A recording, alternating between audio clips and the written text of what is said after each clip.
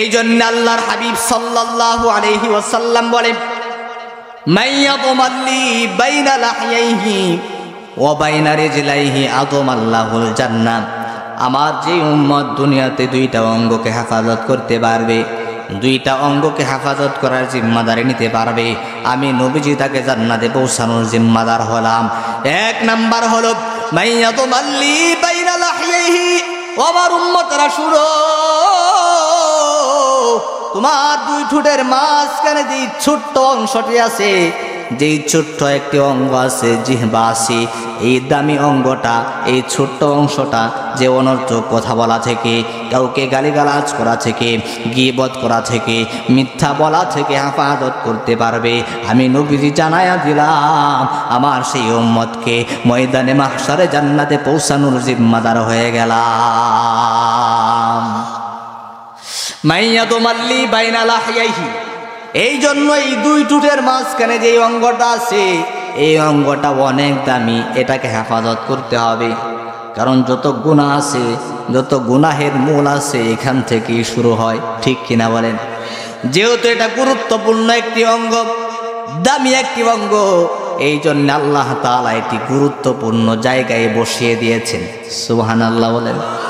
আপনারা মনে করতে পারেন, হুজুর এটা আবার কিসের গুরুত্বপূর্ণ অঙ্গ? এই জিহ্বা দিয়ে আমরা টক খাইলে বুঝতে পারি এটা টক, মিষ্টি দিলে বুঝতে পারি এটা মিষ্টি, ঝাল খাইলে বুঝতে পারি এটা ঝাল। এই জন্যই তো আমার আল্লাহ এটা দান করলেন।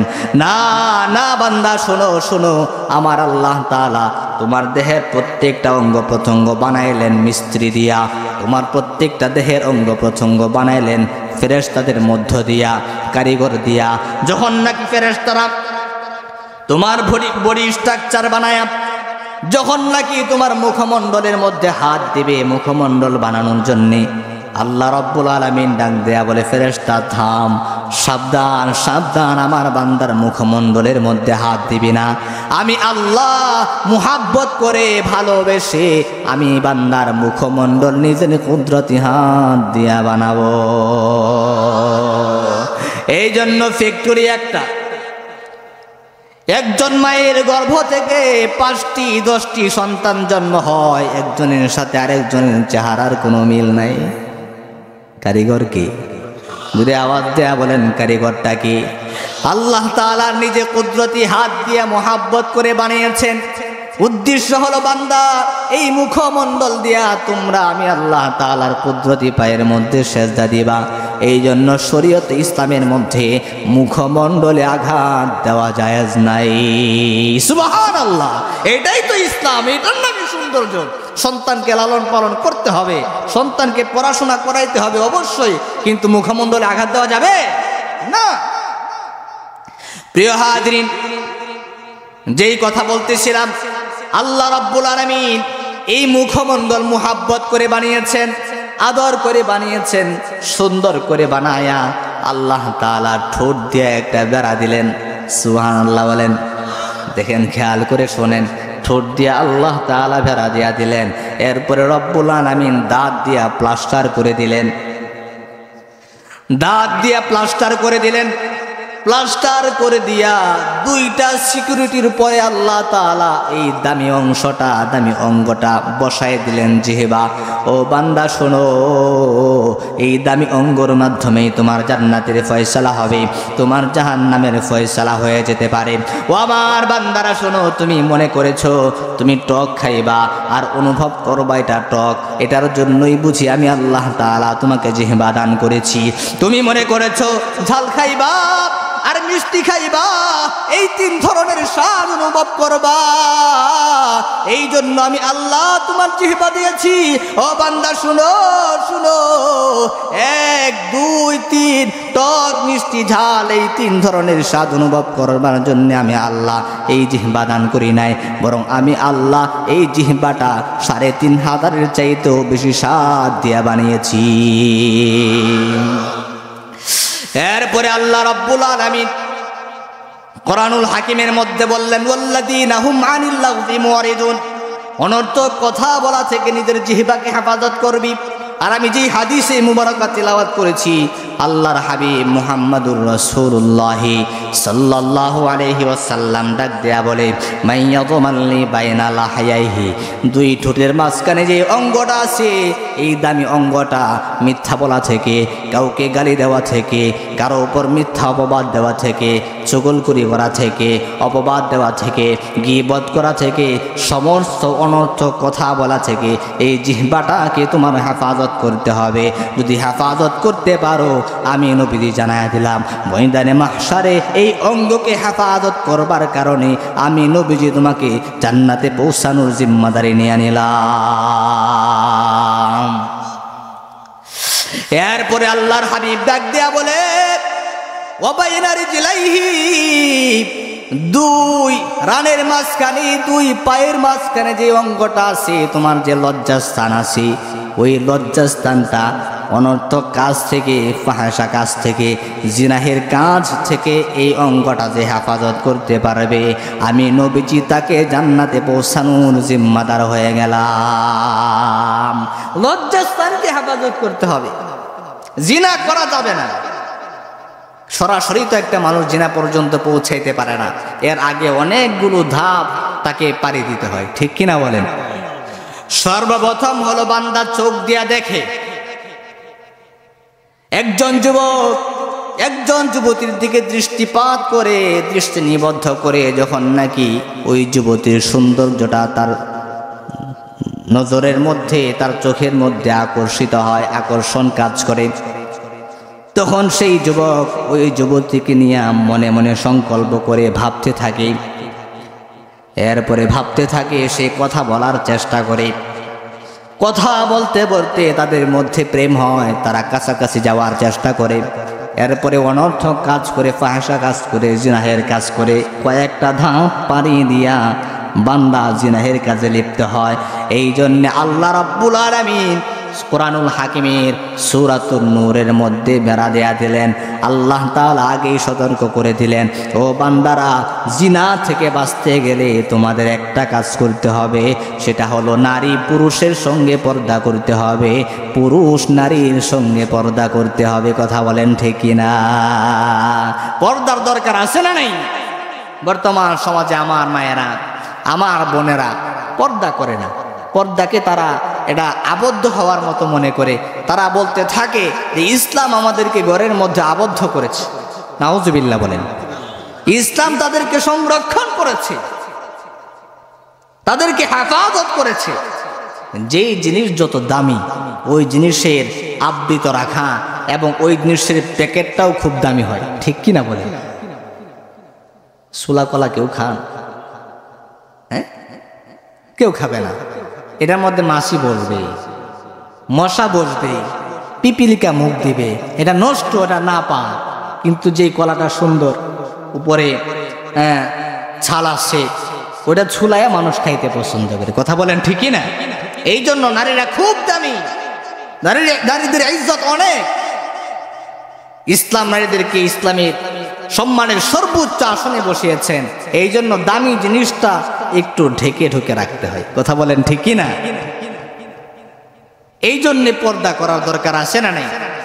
পর্দা করা কি শুধু আপনারা কয়েকজন জানেন, বাকিরা জানেন না? পর্দা করা কি? জোরে আওয়াজ দেয়া বলেন, পর্দা করা কি? ফরজ। ফরজ বিধান কেউ যদি অমান্য করে বা অস্বীকার করে, তার ঈমান থাকবে? এই জন্য পর্দার দরকার আছে না নেই? দেখেন, আল্লাহ রাব্বুল আলামিন জানালেন, আমার কোনো বান্দা, আমার কোনো বান্দি সরাসরি জিনাহের কাজে লিপ্ত হতে পারে না। এই জন্য আগেই তাকে হেফাজত করতে হবে, আগেই তাকে বাধা দিতে হবে। কিভাবে বাধা দিবা? আল্লাহ তাআলা কুরআনুল হাকিমের সূরাতুন নূরের মধ্যে আয়াত নাজিল করে জানালেন, কোন আলেম যখন পর্দার আলোচনা করেন, কোন আলোচক যখন পর্দার আলোচনা করেন, তখন পুরুষেরা খুশি হয়ে যায়। পুরুষেরা মনে করে পর্দা মনে হয় শুধু মহিলাদের, কিন্তু আল্লাহর কুরআনুল হাকিম ডাক দেয়া বলে, মহিলার পর্দার আগে পুরুষের পর্দা করতে হবে। পর্দা পুরুষেরও আছে, ঠিক কিনা বলেন? আল্লাহর ভাষায় সর্বপ্রথম পর্দা করবে হলো পুরুষ, এরপরে নারী। দেখেন আল্লাহ রাব্বুল আলামিন বলেন, কুল লিল মুমিনিনা ইয়াগুদ্দু মিন আবসারিহিম ওয়া ইয়াহফাযু ফুরুজাহুম। আল্লাহ রাব্বুল আলামিন বললেন, ও ঈমানদার পুরুষেরা শোনো, কুল লিল মুমিনিনা ইয়াগুদ্দু মিন আবসারিহিম, তোমরা তোমাদের দৃষ্টিকে নত জানো রাখবা, দৃষ্টিকে সংযত রাখবা। দৃষ্টি দিয়া যা ইচ্ছা তাই দেখা যাবে না, কারণ এই দৃষ্টি কিন্তু অনেক দামি। কথা বলেন ঠিক কিনা? আমি আল্লাহ যেটা তোমার জন্য হালাল করে দিয়েছি, হালাল জিনিস দেখতে হবে, কোনো হারাম জিনিস দেখতে পারবা না। এত সুন্দর দুইটা নিয়ামত তোমাকে দান করেছি। ও বান্দারে, নামাজ পড়ো আল্লাহকে পাওয়ার জন্য, রোজা রাখো আল্লাহকে পাওয়ার জন্য, যাকাত আদায় করো আল্লাহকে পাওয়ার জন্য।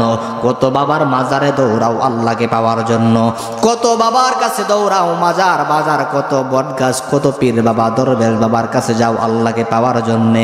কিন্তু আল্লাহ রাব্বুল আলামিন ডাক দেয়া বলে, বান্দারে এত দূরে যাওয়ার কি দরকার?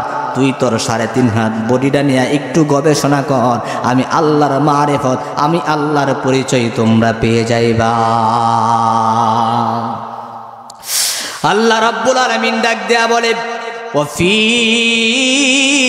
আনফুসাকুম আফালা তুবসিরুন।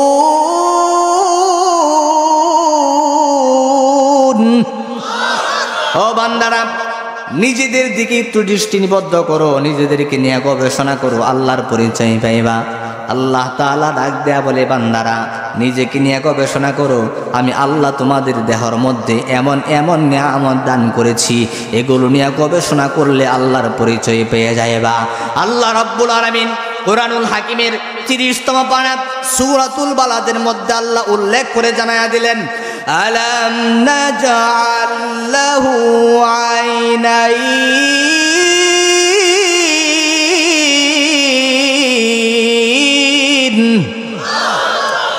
ওয়া লিসানান ওয়া শাফাতাইন।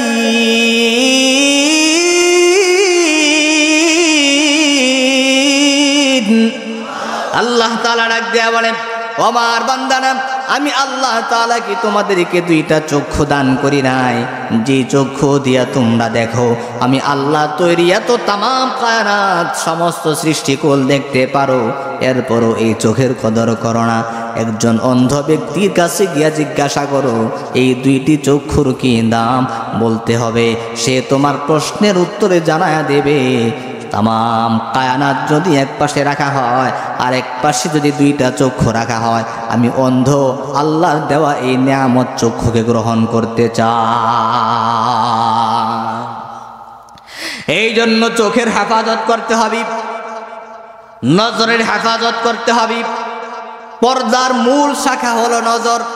বর্তমানে এই 2024-25 সালে আল্লাহর কোনো বান্দা যদি সমস্ত ফাহেসা জিনিস দেখা থেকে, গান বাজনা দেখা থেকে, বেগানা নারী দেখা থেকে তার নজরটাকে হেফাজত করতে পারে, আল্লাহর কসম করে যদি বলি কাফারা দিতে হবে না। বর্তমান জামানার সব চাইতে বড় আল্লাহর ওলি সে হয়ে যাবে। এই জন্য আল্লাহর হাবিব সাল্লাল্লাহু আলাইহি ওয়াসাল্লাম বলে, জিনাল আইনিন নাজরু, চোখের জিনা হলো দেখা। চোখের জিনা কি বলেন? চোখের জিনা হলো দেখা।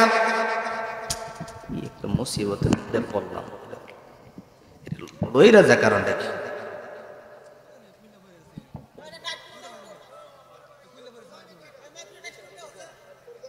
একটু পর্ব নিচে নেমে দেন।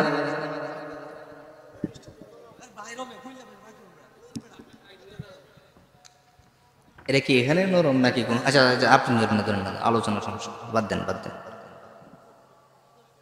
নতুন মানুষ বুঝে নেই। মমতাজ রানলে ঠিক হয়ে সাউন্ড দিত। হ্যাঁ, যদি মমতাজ আফা আসতো, ফাইটটা যায় কইতো, তাহলে এরকম আওয়াজ হইতো না। এটা দিনই মাহফিল, টাকার জন্য না, শুধু খেদমতের জন্য করো। যুবক মানুষ রাগ করতেছ ভাই, ওরাও কিন্তু খেদমত করে। এরা নিচে একটু পর খালি নেমে যায়, এরকম ভাবে নেমে যায়, 1 মিনিট পর নেমে যায়। এগুলো মনে হয় লুজ। আচ্ছা বাদ, এটা তোমার কাছে হয়তো কোনো যন্ত্র নাই, আপাতত বাদ দাও। তো যেই কথা বলতেছিলাম প্রিয় হাজরিন, জিনা পর্যন্ত সরাসরি একটা মানুষ যাইতে পারে না। প্রথমে সে দেখে, দেখার মাধ্যমে তার দিলের মধ্যে ভালো লাগা কাজ করে, ওই যুবতীর প্রতি তার প্রেম কাজ করে, ভালো লাগা ভালোবাসা কাজ করে, কারণ সে ওই যে দেখে ফেললো, তার মধ্যে একটা আকর্ষণ কাজ করলো।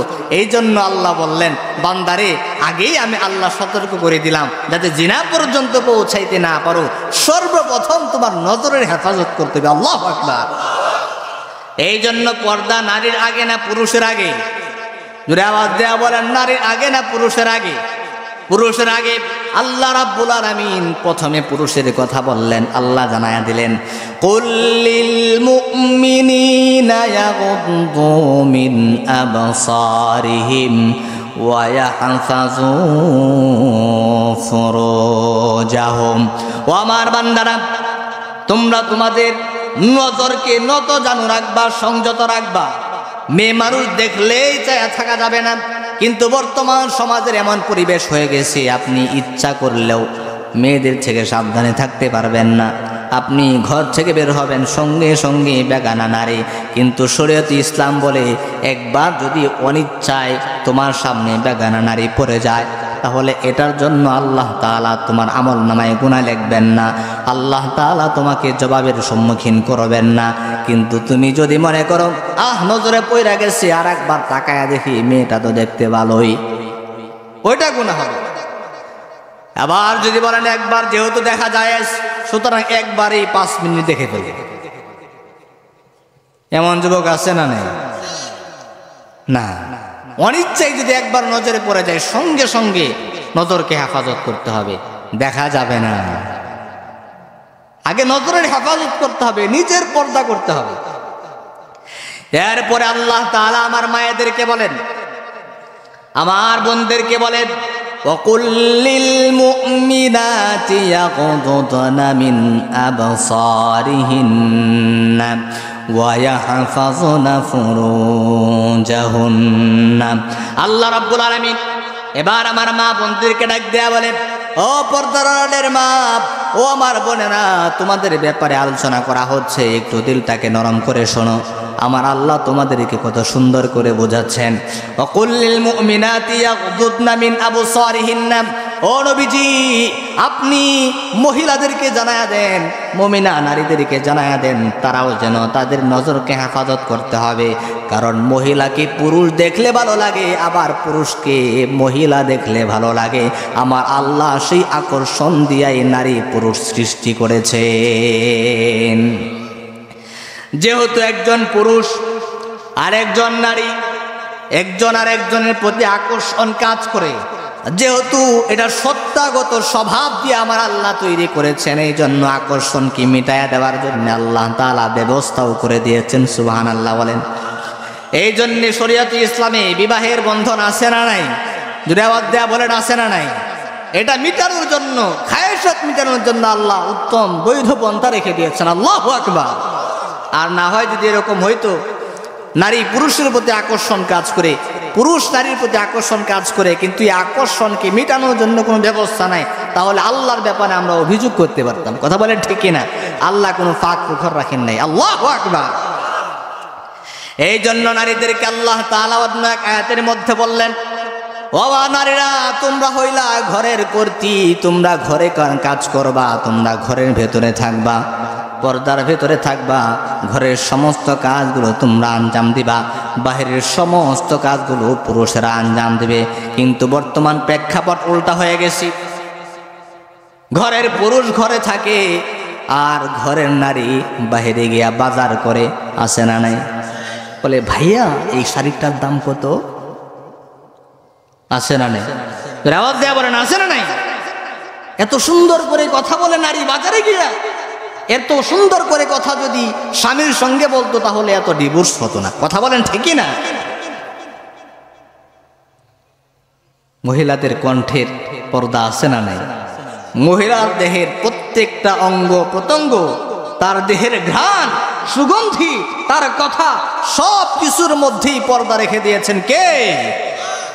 ও আমার যুবকেরা, মুরব্বী বাবারা, যাদের বোন আছে, যাদের মা আছে, যাদের বিবি আছে, তোমাদেরকে আমি আজকের এই আলোচনা থেকে সতর্ক করে দিচ্ছি, ময়দানে মাহশারে একজন নারী জাহান্নামে যাওয়ার আগে 4 জন পুরুষের ব্যাপারে আল্লাহ তাআলার কাছে মামলা দায়ের করবে। নাউজুবিল্লাহ বলেন। একজন নারীর কারণে 4 জন পুরুষ জাহান্নামে যাবে। আল্লাহর হাবিব জানায়া দিলেন, কুল্লুকুম রাঈন ওয়া কুল্লুকুম মাসউলুন আন রাইয়াতিহি। আল্লাহর হাবিব জানালেন, তোমরা প্রত্যেকেই জিম্মাদার, প্রত্যেকের আন্ডারে কিছু মানুষ থাকে। একজন পুরুষের আন্ডারে কয়েকজন মহিলা থাকে, তার বিবি থাকে, তার বোন থাকে, তার মা থাকে। কথা বলেন ঠিক কিনা? যখন নাকি কোনো বেপরদা নারীকে জাহান্নামের ফয়সালা হয়ে যাবে, সেই মহিলা তখন 4 জন পুরুষের ব্যাপারে আল্লাহ তাআলার কাঠগড়ায় মামলা দায়ের করবে। আল্লাহ তাআলাকে ডাক দেয়া বলবে, আল্লাহ, আমার বাবা 5 ওয়াক্ত নামাজের মুসল্লি ছিল, 5 ওয়াক্ত নামাজ আমাদের সাথে মসজিদে গিয়ে আদায় করত, কিন্তু কোনোদিন আমাকে নামাজের কথাও বলে নাই, আমাকে পর্দার কথাও বলে নাই। যার বাবা নাই সে তার ভাইয়ের ব্যাপারে আপত্তি পেশ করবি। আল্লাহ তাআলার কাছে বলবে, আল্লাহ, আমার ভাই ছিল, ভাই নামাজ পড়তো, রোজা রাখতো, যাকাত আদায় করতো, কিন্তু আমি বোনের হক আদায় করতো না, আমি বোনকে পর্দার কথা বলতো না, আমাকে সতর্ক করতো না।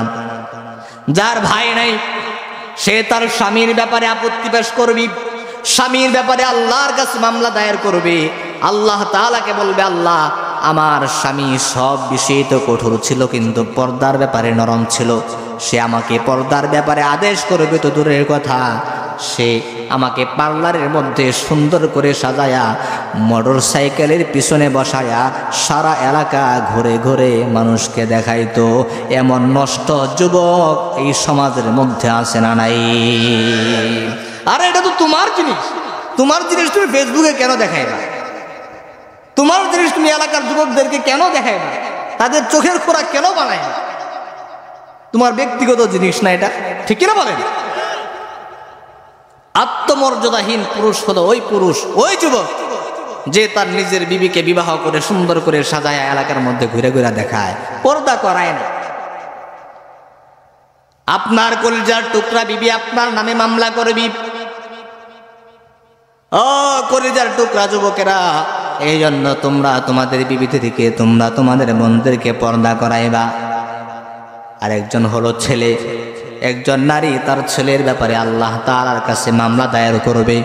আল্লাহ তাআলাকে ডাক দেয়া বলবে, আল্লাহ, আমার ছেলেও তো কোনোদিন আমি মাকে পর্দার কথা বলে নাই, যার কারণে আমি বেপরদা ছিলাম, আজকে আমার জন্য জাহান্নামের ফয়সালা হয়ে গেছে। ও আল্লাহ,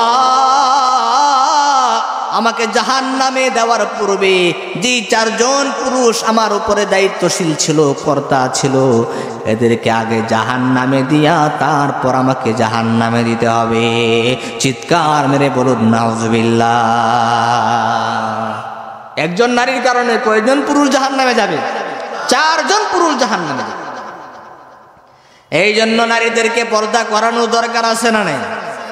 যেই নারী বলবে পর্দা করতে পারবো না, বুরকা পরতে পারবো না, ওই নারীকে ডিভোর্স দেয়া দিবেন, শরীয়তে ইসলাম জায়েজ বলে।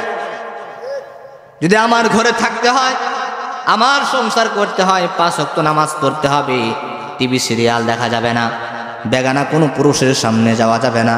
যদি মানতে পারো থাকো, না মানতে পারলে 100 গজ দূরে যাও। এটাই বিধান।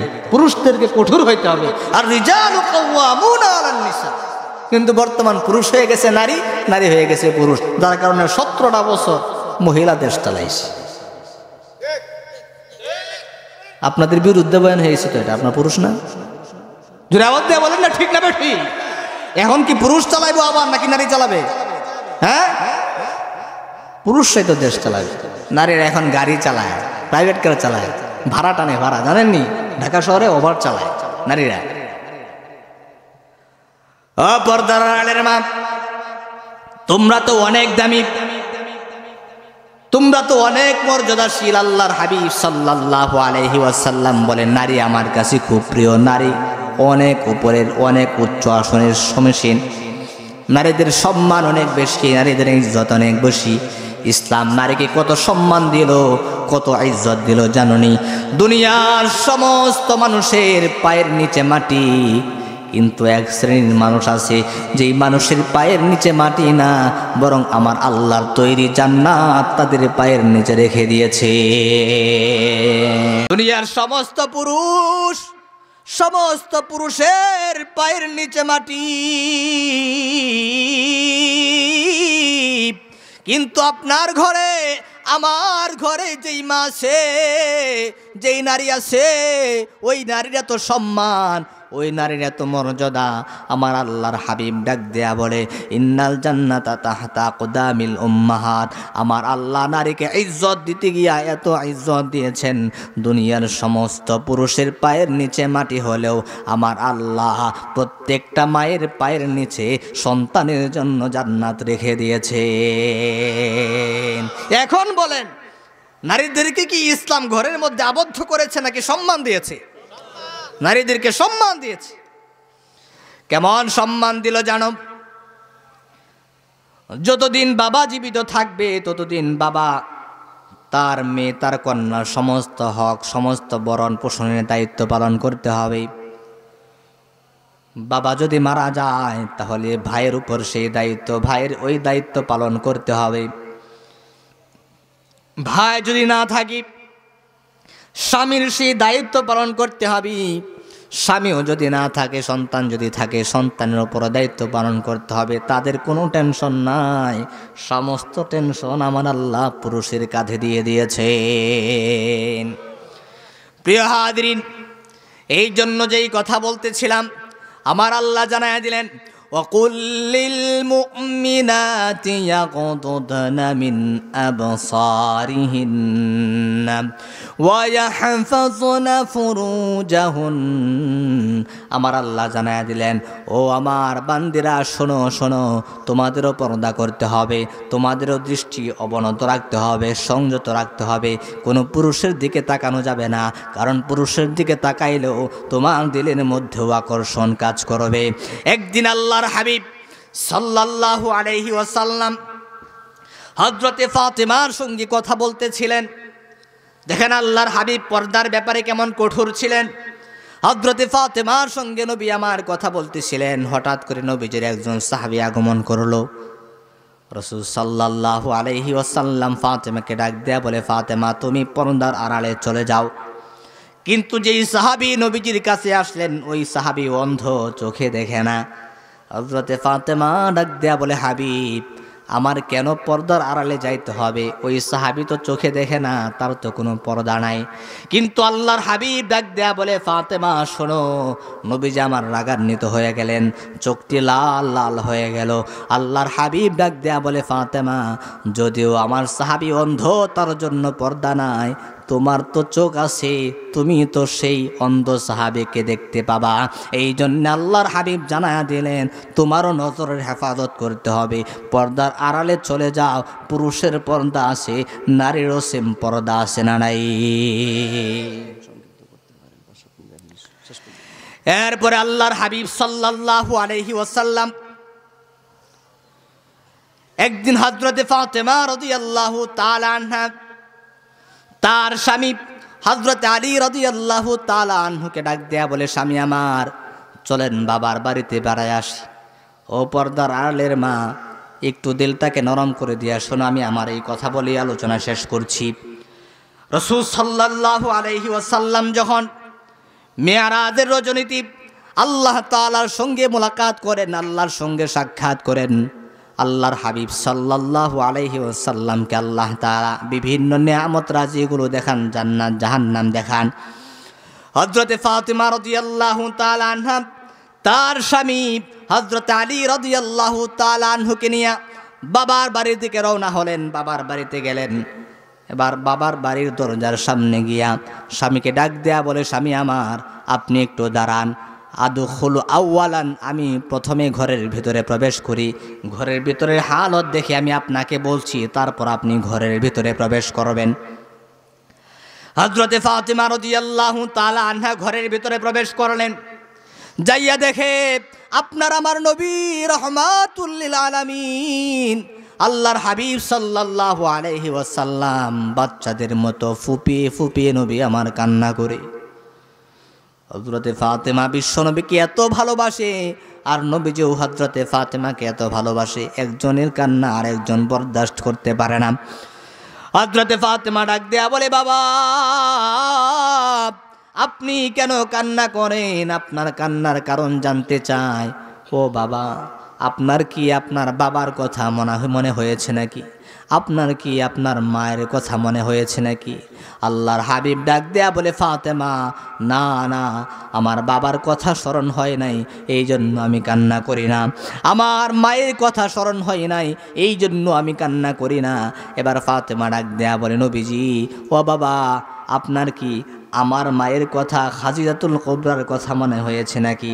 তার দুঃখ বেদনায় আপনি কান্না করেন নাকি? নবী আমার ডাক দেয়া বলে, না, এই জন্য কান্না করি না। ও ফাতেমা, আমার তো কবরের আযাবের কথা স্মরণ হয়ে গেছি।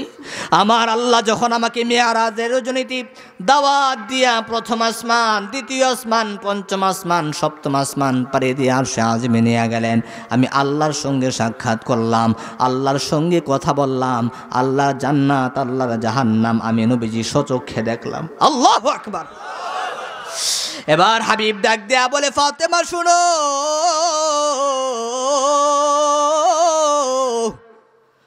আমাকে আল্লাহ দাওয়াত দিয়ে জান্নাত দেখাইলেন, আমার আল্লাহ জাহান্নাম দেখাইলেন। আমি জান্নাতের অনেক নেয়ামত রাজিগুলো দেখেছি।